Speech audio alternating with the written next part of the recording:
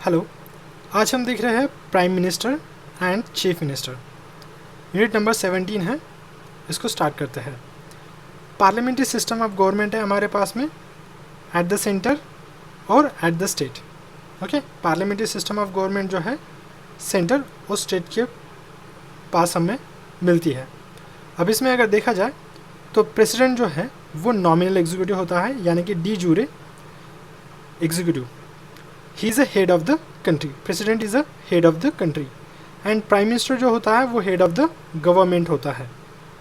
और prime minister जो है वो रियल एग्जीक्यूटिव होता है, प्रेसिडेंट नॉमिनल एग्जीक्यूटिव होता है। पीएम रियल एग्जीक्यूटिव मतलब डी फैक्टो एग्जीक्यूटिव होता है। फैक्ट मतलब यहाँ पे फैक्चुअल को मानेंगे। ओके, तो इसका मतलब है real executive, factual, that is prime minister. इस तरीके से हमको इसको याद रखेंगे। स्टेट की जब बात करते हैं तो गवर्नर नॉमिनल एग्जीक्यूटिव होता है, इसको डी जूरे बोलेंगे, de jure executive. He is a head of the state. Okay, nominal मतलब de jure. Okay, now CM जो है वो रियल एग्जीक्यूटिव होता है, he is a de facto which is a factual executive, head of the government. Is a CM is a head of the government, state government we can say. Now एक तरफ parameter दिए हुए हैं, दूसरी तरफ prime minister दिया हुआ है और तीसरी तरफ चीफ मिनिस्टर दिया हुआ है।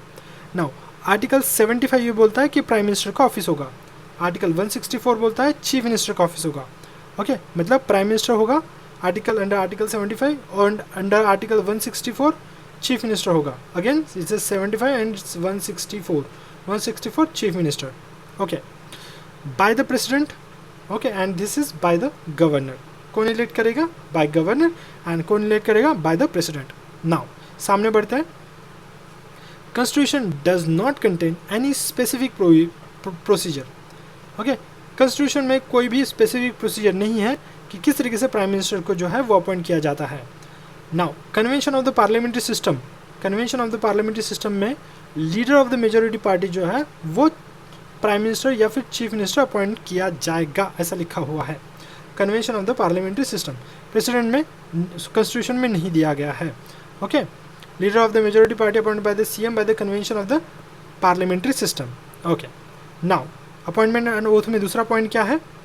In case of no clear majority president may exercise his personal discretion. अगर क्लियर मेजोरिटी नहीं है तो पर्सनल डिस्क्रिशन हो सकता है, किसका? प्रेसिडेंट या फिर गवर्नर का। In the selection and appointing the PM और सीएम रिस्पेक्टिवली।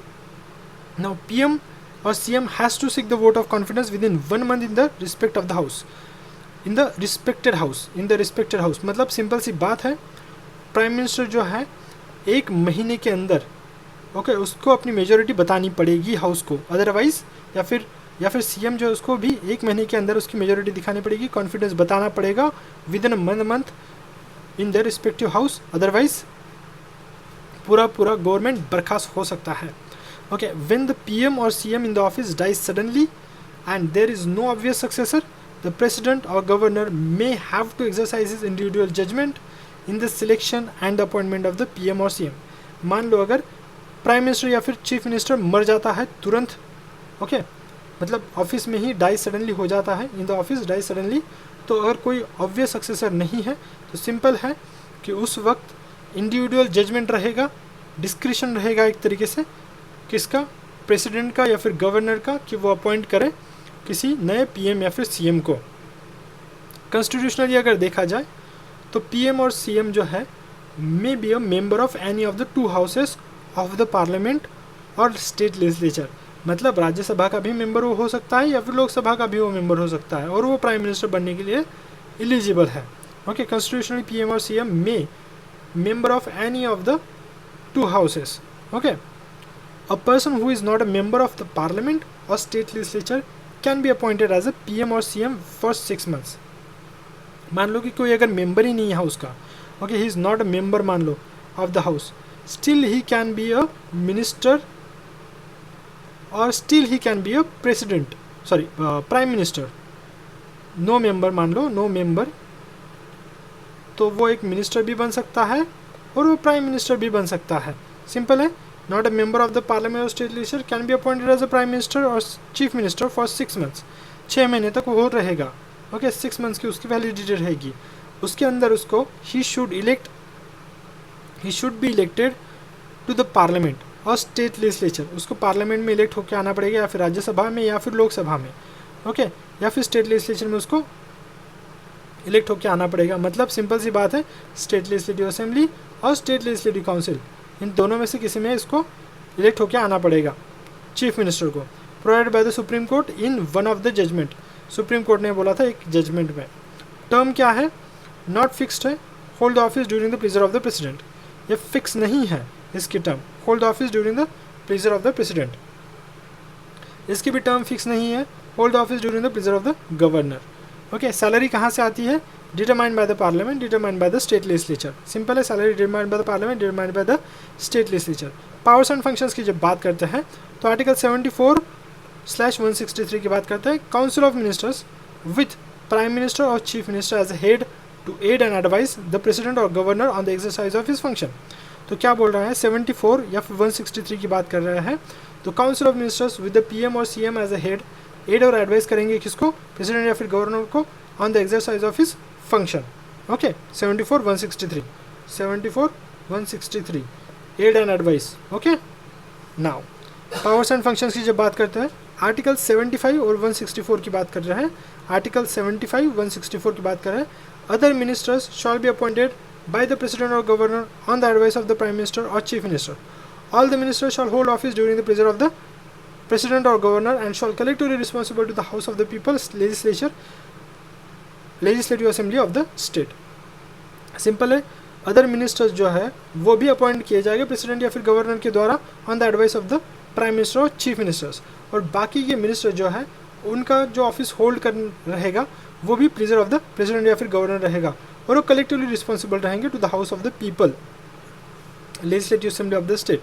ओके, रिजिग्नेशन और डेथ की जब बात करते हैं तो पीएम और सीएम जो automatically dissolves the council of ministers, जब रिजाइन किया जाता है या फिर डेथ होती है पीएम या फिर सीएम की, तो ऑटोमेटिकली डिजॉल्व होता है काउंसिल ऑफ मिनिस्टर्स, पूरा पूरा डिजॉल्व हो जाएगा। ओके, ट्रिक टू रिमेंबर, यहाँ पे सिंपल सी बात है, हमने क्या बोला था, 75 + 89 की जब बात करते हैं तो हमको 164 मिलता है। ओके, सो 75 क्या है यहाँ पे, दिस इज प्राइम मिनिस्टर 75, सो 75 + 89 जो है 164 मिलेगा हमको chief minister. Very important, okay, याद हो जाएगा अच्छे से। ओके, नाउ सामने बढ़ते हैं, सेंट्रल काउंसिल ऑफ मिनिस्टर्स या फिर state council of ministers.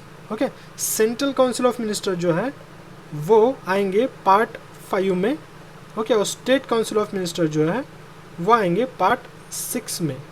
Okay, वो आएंगे पार्ट 6 में, सिंपल है। ओके, यूनियन और स्टेट काउंसिल ऑफ मिनिस्टर्स की बात करते हैं।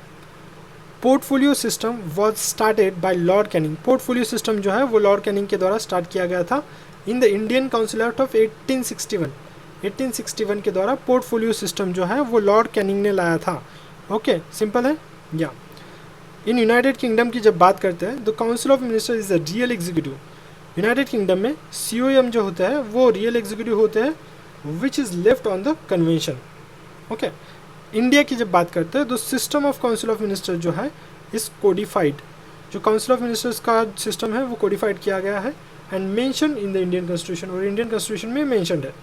ओके, पैरामीटर की बात कर रहे हैं एक तरफ, सेंट्रल काउंसिल ऑफ मिनिस्टर की बात कर रहे हैं दूसरी तरफ, स्टेट काउंसिल ऑफ मिनिस्टर की बात करते हैं तीसरी तरफ। Okay, now appointment, oath and salary की बात करते हैं। PM shall be appointed by the president under article 75, CM shall be appointed by the governor under article 164, ये तो देख चुके थे। Other ministers are appointed by the president on the advice of the prime minister, ये भी देख चुके थे कि बाकी के मिनिस्टर्स को प्रेसिडेंट के द्वारा अपॉइंटमेंट किया जाता है on the advice of the prime minister. यहाँ पे other ministers are appointed by the governor on the advice of the chief minister. Simple, the oath to every new minister is administered by the president, सारे नए ministers को जो है oath कौन देगा, president देगा।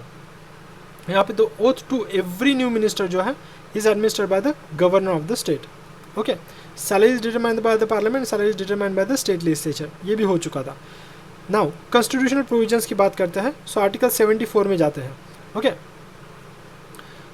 आर्टिकल 74 क्या बोलता है, council of ministers to aid and advise the president which is headed by the prime minister. And 163 की बात करते हैं, council of ministers aid and advise the governor and this council of ministers is headed by the chief minister. Okay, now the president or governor shall act in accordance with the advice of the CCOM or SCOM with the PM और CM as a head. Okay, ये ऊपर का point ही है, right. Sorry, president जो है या फिर governor है, उसने एक्ट करना चाहिए in accordance with the advice of the central and state council of ministers with the prime minister और chief minister as a head. Okay, now president can ask for reconsideration of the advice. Reconsider करने के लिए बोल सकता है advice को president tendered, but the reconsideration जो advice हो जाएगी वो बाइंडिंग हो जाएगी प्रेसिडेंट के ऊपर। वेरी इंपॉर्टेंट, रिकंसिडरेशन के लिए बोल सकता है प्रेसिडेंट, लेकिन वो बाइंडिंग रहेगी बाद में। Reconsider advice is will be binding on the president. Okay, advice tendered by central council of minister और state council of minister can not be inquired in any court. जो भी advice central council of minister या फिर state council of ministers देंगे वो किसी भी court में इंक्वायर्ड नहीं रहेगी, not cannot be inquired in any court. Now even after the dissolution of the Lok Sabha, अगर मान लो कि डिसॉल्व हो गई है लोकसभा और state legislative assembly, the central council of ministers या फिर state council of ministers does not cease to hold the office. Okay, अगर डिसॉल्व होती है लोकसभा या फिर स्टेट लेजिस्लेटिव असेंबली, उस वक्त भी सेंट्रल काउंसिल ऑफ मिनिस्टर या फिर state council of ministers does not cease to hold the office by SC 1971। Supreme court 1971 में बोल चुका है। wherever the constitution requires the satisfaction of the president or governor, okay, the satisfaction of the central council of ministers and state council of ministers, not of the president or governor alone। मतलब देखो simple सी बात है कि constitution requires satisfaction of the president or governor, लेकिन यहाँ पे क्या बोल रहा है, satisfaction central council of minister का या फिर स्टेट काउंसिल ऑफ मिनिस्टर्स का भी ज़रूरी है। बाय द सुप्रीम कोर्ट 1974 में इन्होंने बोला था, and not of the president और गवर्नर अलोन। सिर्फ इनका नहीं होना चाहिए, उनको भी सेटिस्फाई होना चाहिए। ओके, इनको भी central council of minister and state council of minister भी सेटिस्फाई होने चाहिए। नाउ आर्टिकल 75 164 की बात करते हैं। Ministers are appointed by the president governor on the advice of the prime minister और chief ministers and holds office during the pleasure of the president और governor. तो क्या बोल रहा है, मिनिस्टर जो भी है वो अपॉइंट किया जाता है प्रेसिडेंट के द्वारा या फिर गवर्नर के द्वारा on the advice of the prime minister और chief ministers and hold the office during the pleasure of the president और governor. Oath of office and secrecy जो है मिनिस्टर्स को प्रेसिडेंट के द्वारा या फिर गवर्नर के द्वारा दिलाई जाती है। सैलरी जो है वो डिटरमाइन की जाती है बाय द पार्लियामेंट और state legislative assembly. Okay, total number of जो CCOM है, मतलब सेंट्रल काउंसिल ऑफ मिनिस्टर फिर state council of ministers, including the prime minister and chief minister, should not be more than 15% of the strength of the Lok Sabha. So less than 15% of strength of Lok Sabha. Okay, strength of Lok Sabha ये किसके द्वारा लाया गया, 91st constitution amendment act के द्वारा लाया गया है 2003। Okay, 91st constitution amendment act 2003। Simple है, 91st कॉन्स्टिट्यूशन अमेंडमेंट एक्ट 2003 जो ज़्यादातर काउंसिल ऑफ मिनिस्टर के बारे में बोलता है। Exact size and classification not mention in the constitution, determined by the PM और CM as per time and requirements of the situation. तो यहाँ पे जो साइज और क्लासिफिकेशन है वो मेंशन नहीं किया गया कॉन्स्टिट्यूशन में, लेकिन डिटरमाइन किया जा सकता है PM और CM के द्वारा as per time and requirement of the situation. Okay, simple सी बात है। सामने बढ़ते हैं। The number of ministers in the state legislature, including the CM, in the state shall not be less than 12। तो यहाँ पे जो नंबर ऑफ मिनिस्टर्स रहेंगे स्टेट लेजिस्लेचर में, including the chief minister in the state, shawl not be less than 12।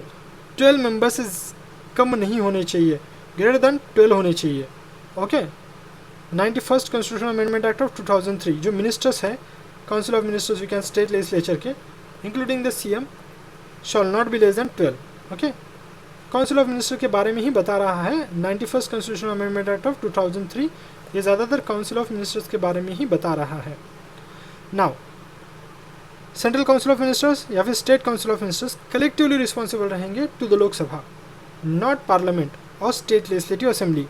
Simple सी बात है, central council of minister state council of minister collectively किसको रिस्पॉन्सिबल रहेंगे, लोकसभा को या फिर स्टेट लेजिस्लेटिव असेंबली को भी कैन से, लेकिन पार्लियामेंट को नहीं रहेंगे। ओके, सिंपल सी बात है। Person not a member of any house of the parliament can become the minister maximum for the period of 6 months। अगर कोई पर्सन है, कोई किसी भी हाउस का वो मेंबर नहीं है, ओके, तो वो मिनिस्टर बन सकता है मैक्सिमम 6 महीने के टर्म के लिए, उसके बाद उसको इलेक्ट होना पड़ेगा।